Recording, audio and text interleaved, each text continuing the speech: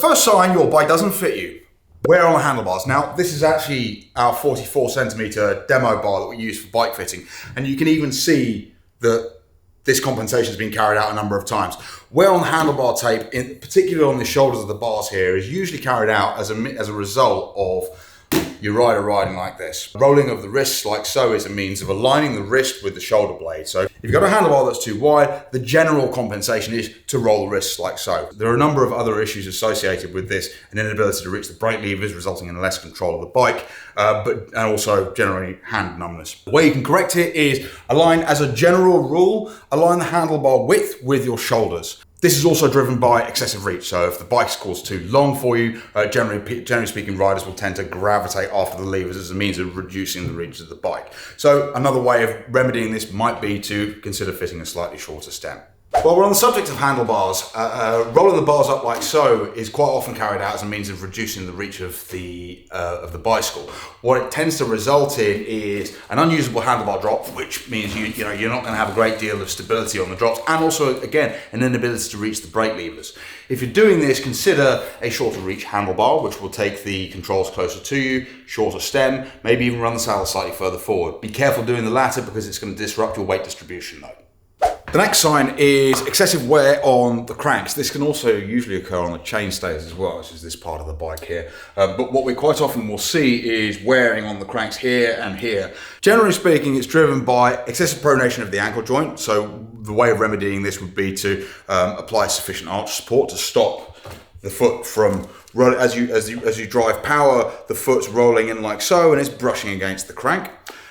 It could be insufficient stance, so your feet are too close together. Something that we've discovered or figured out is that over the last few decades, bicycles have become increasingly narrower to enable 20-year-old 60-kilo athletes to pedal through corners.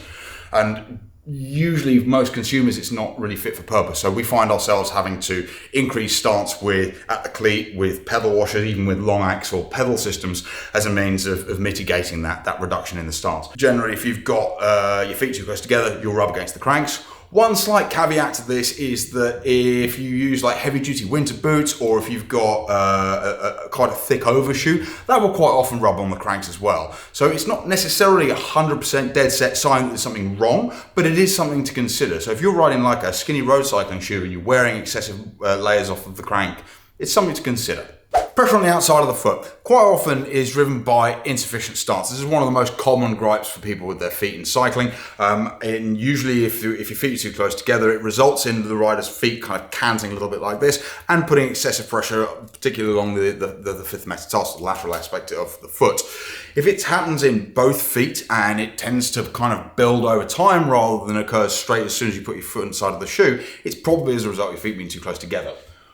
One way of quickly remedying this would be to increase your stance. So if you take your cleat, what we want to be thinking about here, this is a right shoe, is pushing the cleat underneath the ball of your foot. So what you're trying to do is take the foot away from the bike. What you'll find is that your feet will generally be quite a lot flatter. You'll probably also find your saddle discomfort disappears as well. Other ways of remedying would be you could also add pedal washers, which you can kind of get from most bike shops. Even consider a long axle pedal. For particularly bigger riders and also riders that possess certain physiological traits like tibial varum, these individuals almost always require an increase in stance. If it occurs in one foot, it's usually the right foot. This is because, generally speaking, when someone runs their saddle too high, they sit off to one side. And when they sit off to one side, they usually drive to the lateral aspect of that foot. So if this is the case, maybe have a think about dropping your saddle height. Saddle sores. There's a lot of talk about saddle sores relating to cleanliness and like keeping yourself clean and dry, but why do they always occur in exactly the same place, and why are they almost always on one side? I'll tell you why. It's got nothing to do with cleanliness. Okay, if you've got an amazing position and you're doing loads and loads of riding and your shorts fit you, cleanliness could possibly be a factor, but I'm not being funny, in a really extreme environment. Saddle sores almost exclusively occur on one side. It's usually the left-hand side. This is because most people, when they run the saddle too high, sit off to the right-hand side. When they sit off to the right-hand side, they over-interact with the left side of the saddle, usually in the crease between the sort of perineum and the buttocks, and as a result, you end up with abrasions and chafing on that left-hand side. Generally speaking, saddle sores are almost exclusively saddle height related. If they are bilateral, i.e. you get them on both sides, generally speaking, it's because your position is abysmal. What tends to happen when you've got bilateral saddle sores, it's usually an indication that you're sitting very far forward on the saddle, which is driven by excessive reach and or excessive saddle height, or that you've got a saddle that doesn't offer you sufficient support.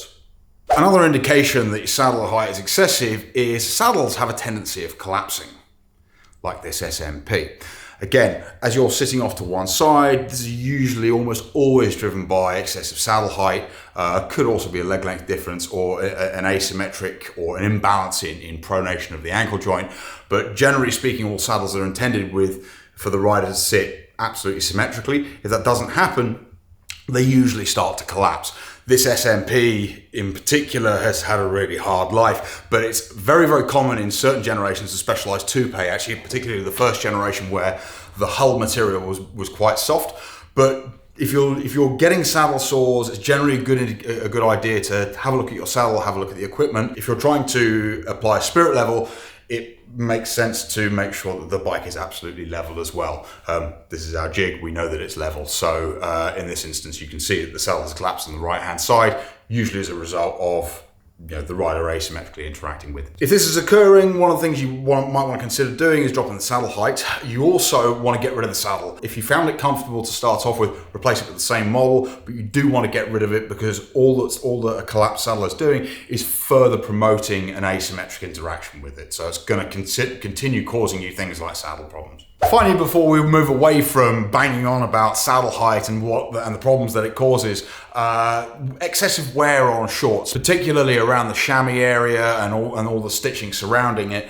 Generally, you'll find that it will be on one side. It's got nothing to do with the quality of the short. It's because you're over interacting with a single side of the saddle. So I'm sorry to say, it's nothing to do with the quality of your shorts. It's to do with your poor bike position. Again, this can be driven by excessive saddle height and a rider listing off to one side as a result of it, but it could also be an excessively wide saddle. We've got a lot of big American bike manufacturers to thank for a lot of riders are riding excessively wide saddles, and as a result, the wings can catch on the material. It could also be driven by a rider's feet being too close together as well.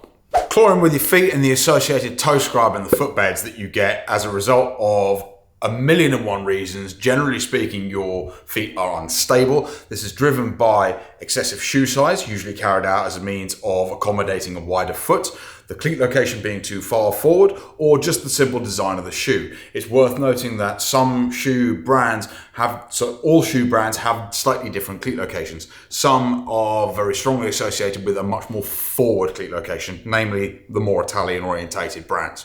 What typically it looks like is you'll have toe scrub along quite often the first, but quite often it'll be all five of them. Generally what's happening here is the rider is clawing with their toes as a means of trying to regain some sort of control with their feet. This is indicative of just general instability and can be remedied with good shoe fitting, correct arch support, good wedging, and in some cases actually optimized stance as well. So if the feet are too close together, this will also typically occur.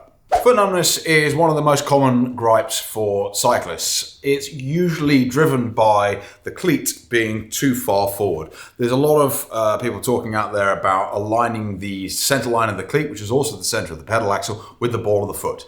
If you do that, you will get numb feet, knee pain, and probably saddle issues as well. 1975 called it, wants its cleat location back. Generally speaking, if you're getting foot numbness, one of the most common ways of alleviating this is to take the cleat as far back on the shoe as it'll go. What it's going to do is take a lot of the pressure away from the dense capillary structure of the forefoot.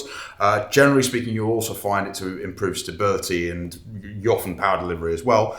It's worth noting that if you take your cleat from as far forward as it'll go to as far back as it'll go, you have effectively increased your saddle height. So it might be worth knocking the saddle height down a little bit as well, because you might find that you'll be compounding issues that will be saddle height related by taking the cleat further back. Another very common cause for foot numbness is poor shoe fit. Quite often, riders are encouraged to go upper size to accommodate the width of a wide foot. What that does is it places the cleat location, which is preset, too far forward in relation to the foot. So generally speaking, you're going to have the cleat location too far forward, regardless of where the cleat is. The best way of remedying this is ensuring that your shoes fit you.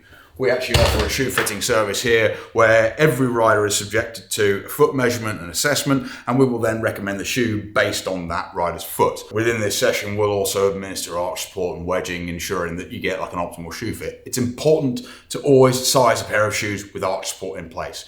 You cannot size a shoe without arch support. So some idiot once said that cycling is all about pain. And the pain of exertion, yes. But if you're talking joint pain, knee pain, saddle pain, hand pain, foot pain, that's not right. We've ridden across mountain ranges, deserts, entire continents. None of us have ever experienced foot pain, knee pain, or anything like this. It's almost exclusively driven by bad positioning. So if you're experiencing any type of pain, and I mean any type of pain whatsoever, then it's generally a good idea to have your bike position checked by a good quality, experienced bike fitter. Our aim for all of our clients is for them to be able to ride their bike without considering the interaction between them and the bicycle. It's absolutely possible. We have individuals from all walks of life coming through here, people with limbs missing, riders who experience achondroplasia, so it's dwarfism, and they're all riding bikes without pain and discomfort. You should be too. That's all for today's episode. If you'd like to book a fit with James, there'll be a link in the description down below. Let us know in the comments section if you have any questions. Thank you so much for watching, and please subscribe to this channel for more.